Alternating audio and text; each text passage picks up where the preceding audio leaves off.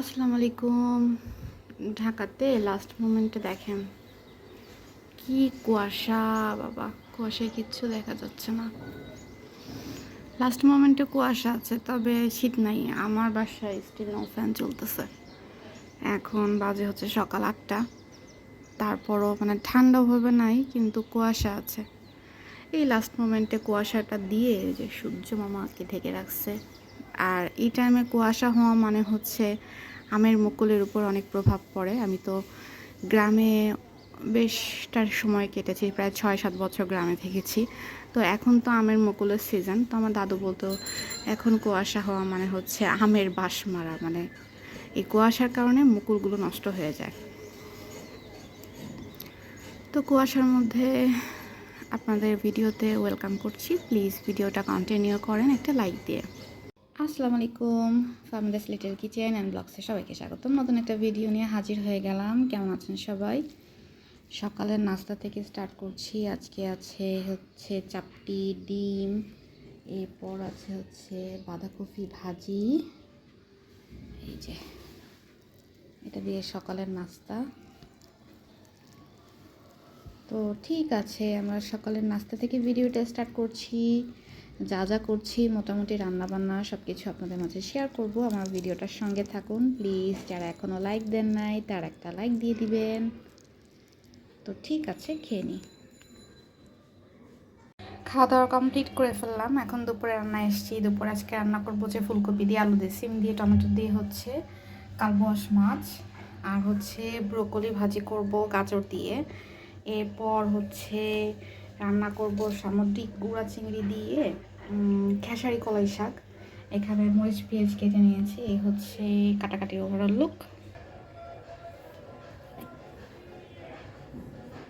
তো সবার আগে হচ্ছে একটু ব্রোকলি ভাজি করে নিব সিম্পলভাবে।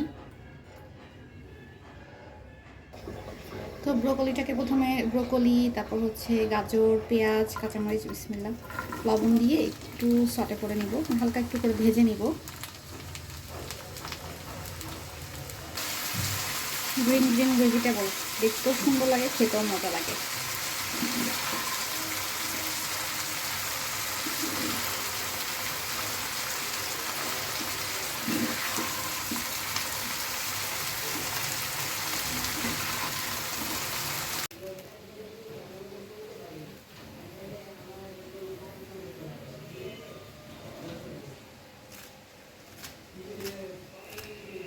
এখানে আম্মু হচ্ছে খেসারি কলাই শাক কাটতেছে।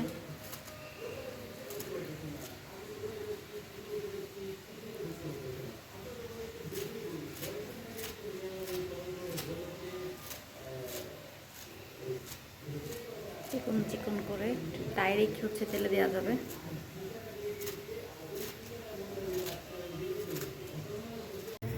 ব্রোকলি ভাজা হয়ে গেছে। এখানে আমি মাছের তরকারিটা চড়িয়েছি।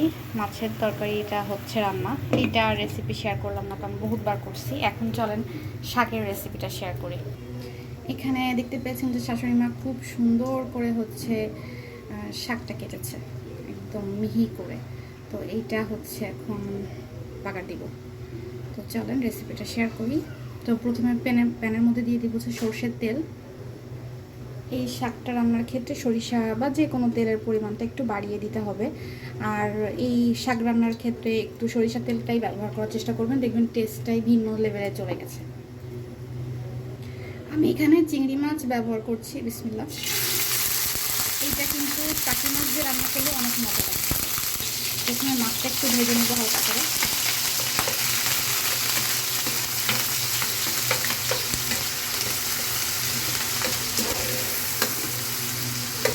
এরপর হচ্ছে আমি অনেকগুলো পেঁয়াজ, কাঁচামরিচ, রসুন দিয়ে দিব, একটু পরিমাণে বাড়িয়ে দিব, কারণ শাক পাতায় পেঁয়াজ একটু ঝালটা একটু বেশি দিলে, রসুনটা একটু বেশি দিলে খেতে মজা লাগে।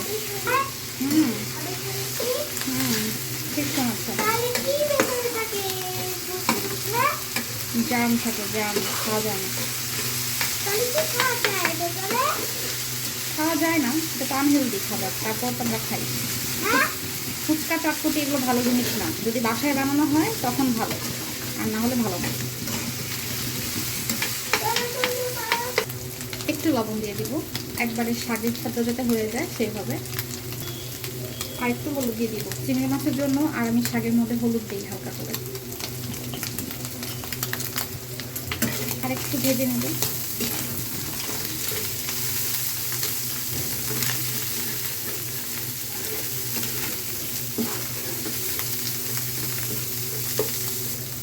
এবার কেটে রাখা শাকগুলো দিয়ে দেবো। বিসমিল্লাহ।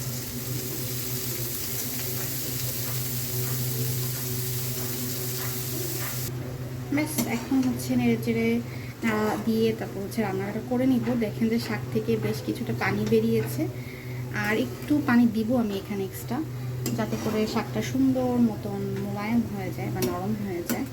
এই তো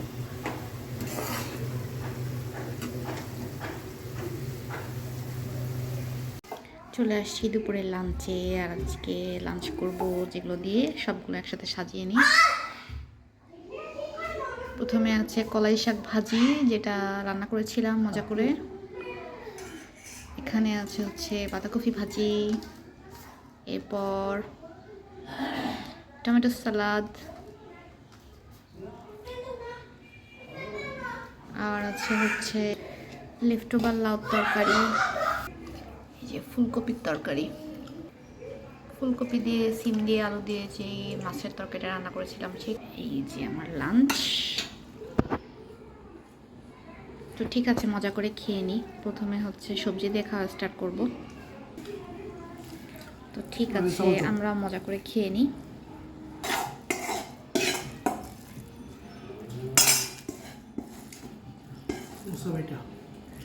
কি বাঁধাকপি ভাজি, শাক ভাজি,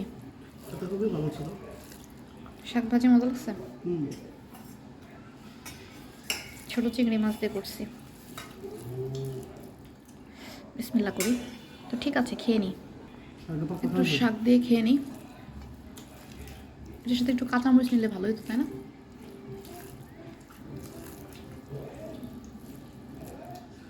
বছরের প্রথম, না না না কাঁচামরিচ নিব না তো, মরিচ খা কমাই দিছি না। বছরের প্রথম কালাই শাক, অনেক মজা, অনেক মজা।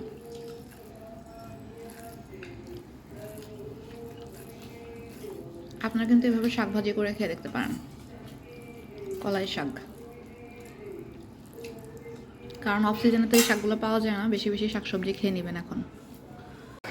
দুপুরের খাবার খাওয়ার পরে একটু মিষ্টান্ন, দই দই খাইতেছি। কিন্তু দুঃখের বিষয় হচ্ছে দইটা হচ্ছে মিষ্টি।